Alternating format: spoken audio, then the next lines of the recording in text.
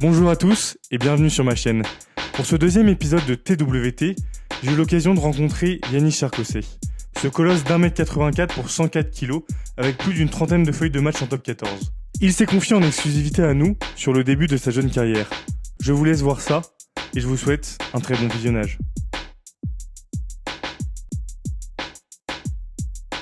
Salut Yanis, merci de m'accorder cet entretien, bienvenue. Parlons un peu de toi, présente-toi, d'où tu viens, qu'est-ce que tu fais? Alors, je m'appelle Yannis Cherkosset, j'ai 21 ans. Je suis rugbyman professionnel au Loup. Je suis né à Mâcon, je suis originaire de Romanèche-Thorens, c'est en Saône-et-Loire. Et j'ai eu un accord de pouvoir parler avec toi pour éventuellement me présenter pour ton projet, pour aboutir à ton projet. Ouais. Et qu'est-ce que c'est la vie de rugbyman tous les jours? Quel est ton quotidien? Comment ça s'organise tes journées? C'est assez chargé, bien sûr. J'ai toujours voulu vivre ces moments-là. C'est un rêve d'enfance. C'est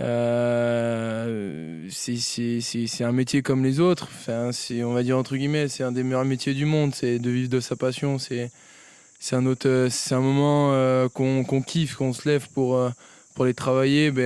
On se dit, putain, on a la chance un salarié qui se lève le matin pour aller travailler sur les chantiers, je pense pas qu'on a la même détermination pour les travailler, quoi. Donc ouais, c'est plutôt cool de pouvoir partager des moments avec des stars dans le rugby professionnel en étant jeune. C'est plutôt sympathique, ouais. Et en parlant de stars, t'as des joueurs qui t'ont inspiré, etc. Et avec qui t'as joué au jeu, avec qui t'as joué ou tu joues actuellement? Oui, bien sûr. Après, il y a un, deux, trois internationaux qui jouent au Loup avec moi. C'est bandant de pouvoir de les côtoyer tous les jours, comme Baptiste Couillou. Je peux en citer tellement plein. Tao Fifenoa, où j'ai eu la chance d'être aussi avec Mathieu Bastaro. Donc, ouais, c'est un rêve de gosse, quoi. Les premiers entraînements que j'ai pu anticiper avec eux, c'était que du plaisir, quoi. Et comment ça se passe la vie de jeune rugbyman quand tu vois dans des sports comme au foot où tu vois des jeunes éclore à 16, 15, voire même 17 ans aujourd'hui?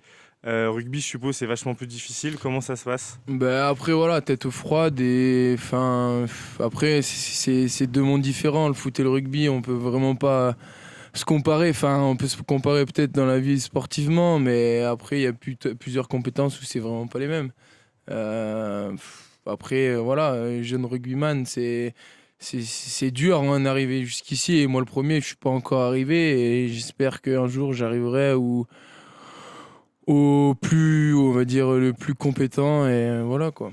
Et c'est quoi tes objectifs en termes de niveau? Euh, Tu veux déjà prendre peut-être plus de feuilles de match? Comment ça se passe? Ouais, c'est ça. Gagner du Déjà, temps de jeu? tout d'abord, c'est de s'imposer dans mon club. Voilà, mon club, c'est Lyon. Je suis arrivé à l'âge de 14 ans où j'ai fait toutes mes classes jeunes. Donc, j'ai pu jouer avec toi. Ouais, c'est sympa. Bon moment. Et ouais, C'est pas grave, t'inquiète. ouais, c'est toujours kiffant d'avoir fait plusieurs niveaux en partant jeune et finir professionnel, ouais. Et quelle est l'atmosphère dans les vestiaires? Comment ça se passe actuellement au vu des dernières sorties du Loup? Ça se passe très bien. Franchement, on a un bon groupe, on se tire tous vers le haut, on n'est pas là à se cracher dessus. Franchement, c'est top, c'est une bonne ambiance que je pense, je sais pas dans d'autres clubs, mais je pense dans n'importe quel club, je sais pas si ça se passe mieux ou je sais pas, mais ouais, c'est plutôt cool, ouais, que ça soit une bonne dynamique chez nous, quoi. Et au niveau scolaire, comment ça se passe, Yanis? En fait, en année. J'ai fini les études de niveau scolaire. C'est en fait quand on est au centre de formation, on a obligation d'être en études jusqu'à 22 ans. Et moi, là, c'était ma dernière année. Donc, moi, j'ai fait un bac pro commerce. J'ai fait 3 ans de bac pro commerce. Ensuite, j'ai enchaîné avec un BTS commerce. Ouais. Et après, on va dire entre guillemets, je voulais plus trop me prendre la tête avec ça. Donc, je me suis orienté vers un CAP maçonnerie où j'ai validé dès cette année, quoi. Ok. Donc je me suis dit en fait j'ai validé plusieurs compétences et aujourd'hui le monde professionnel ça demande beaucoup de temps et je pouvais pas enchaîner les deux quoi. Et cette formation de maçonnerie, c'est pour préparer l'après, ça se passe comment? Tu veux te rediriger dans ce métier-là? Très honnêtement, j'ai fait ça parce que c'était quelque chose de assez simple. Le lycée où j'étais, c'était Tony Garnier que Julien Bugnazet, donc c'est le directeur qui gère toute la scolarité, connaissait très bien le directeur, donc il a pu me mettre en contact directement avec lui et c'est sûr c'était très simple pour pouvoir m'inscrire et pouvoir passer ce CAP quoi. Et j'ai toujours trouvé ça plutôt intéressant. La maçonnerie, c'est un pouvoir de toucher un peu à tout quoi. Ouais. Et ouais, c'était plutôt cool ouais. Est-ce que tu penses un petit peu à, même si c'est une question un peu bateau, mais à 22 ans, tu penses peut-être pas forcément à ça, à peut-être penser à l'après, à préparer des choses, d'avoir différents projets, comment ça se passe? Honnêtement, je pense pas que je serai maçon Ouais. après ma carrière rugbyman. Et qu'est-ce que tu aimerais faire? Tu sais pas trop? Très honnêtement, je sais pas du tout. Hein. Ouais. On verra. Je suis encore jeune et encore, j'espère, 15 ans derrière moi. Donc, Ouais. devant moi, pardon. Et, euh, et là, la saison prochaine, comment tu l'appréhendes avec, sur le plan perso et sur le plan aussi pro avec un changement d'entraîneur, tu vas avoir de nouveaux collègues avec des nouveaux joueurs, etc.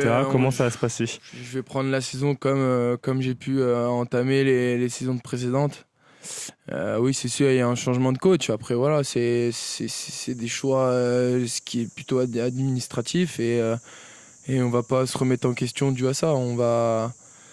On va avancer, on va relever la tête et ce qui va nous permettre de devenir des grands plus tard, quoi. Ouais, bien sûr.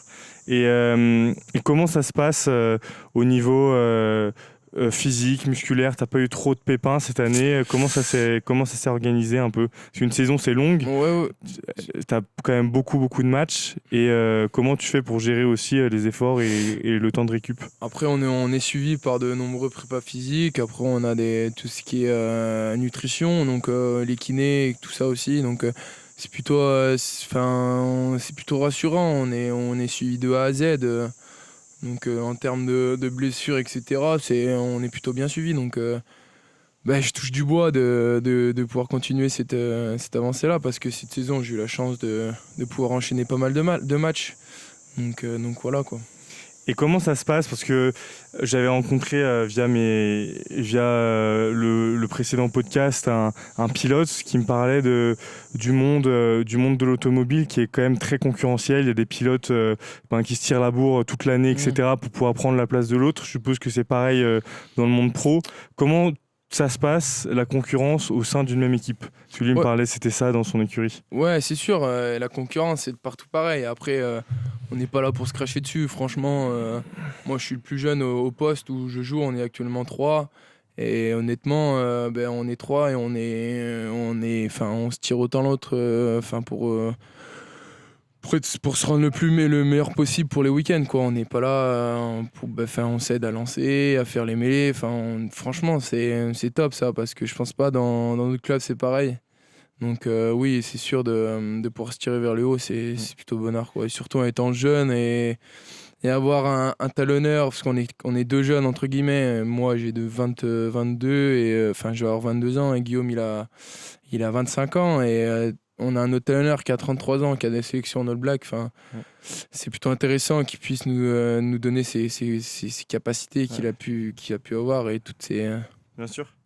Et comment se passe la vie au sein des vestiaires quand tu as des personnes plus expérimentées, des jeunes je pense qu'à des moments, il y a peut-être des décalages de génération. Comment ça se passe? Oui, c'est sûr. Après,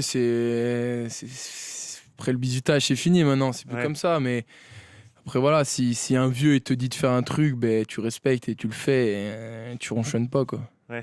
Ouais, parce que il y a certaines, je suppose que comme dans tout sport ou comme dans tout métier, il y a des personnes qui vont être là à aller te donner des petits ordres, comment ça se passe. Ouais, c'est sûr. Après, ça fait partie du folklore un peu d'une équipe de rugby, je pense. Et tu parlais de faire attention à ta nutrition, etc. Est-ce que tu as vraiment un régime adapté ou tu as encore l'image aujourd'hui du rugbyman un peu chauvin qui boit sa bière à la fin du match, qui va aller manger des choucroutes saucisses le week-end? Comment ça se passe? Non, après voilà, il faut jouer le jeu, quoi. Faut pas non plus manger des McDo tous les jours avec des hamburgers et voilà, quoi. Il faut savoir se gérer, quoi. Je pense on est assez grand pour pouvoir à manger de bonnes choses et pour pouvoir être performant les week-ends, quoi. Ouais. Parce que voilà, manger de la merde, entre guillemets, quoi, un peu vulgaire, mais c'est pas ça qui va nous rendre compétents et c'est au contraire, on peut avoir des risques de se blesser ou quoi. Donc c'est pour ça, il faut avoir quand même une bonne nutrition. Ouais. Et en parlant de blessures, etc., comment tu te prépares avant les matchs pour mieux les appréhender et éviter tout type de blessures, que ce soit au niveau physique, comment ça se passe? Bon après c'est individuel, tu vois. On a plusieurs routines. Moi je sais que j'ai une routine pour pouvoir m'échauffer et pour pouvoir être présent. Ouais, à fond. Ouais voilà. À fond. Donc, Et comment tu gères ton temps sur les journées? Tu as un emploi du temps, vous avez des entraînements type le matin, comment ça se passe? Tu t'organises comment? en fait, je vais te prendre un emploi du temps de l'année dernière. Le lundi, souvent, on jouait le week-end. Donc le lundi, c'était plutôt en mode récup ceux qui jouaient, un peu de vélo, etc., un peu de ludique. Ensuite, les heures groupe, on avait muscu et ensuite on allait faire un fitness game pour pouvoir récupérer le niveau métrage du week-end que les joueurs ont joué. Après le mardi, c'était plutôt grosse journée. On faisait du 8h, 15h où c'était intense. Après le mercredi, c'était off. Le jeudi, on mettait en place pour le week-end avec de la vitesse. Et ensuite, le vendredi, c'était mis en place et le week-end match, quoi. Ouais. Et les matchs, c'est quoi ton plus beau souvenir depuis que tu as commencé en termes de jeunesse, en termes de performance, c'est quoi tes plus beaux souvenirs? Moi, mon plus beau souvenir, c'est quand on a été champion d'Europe. Ouais. J'ai pas eu la chance de jouer à la finale, c'est comme ça.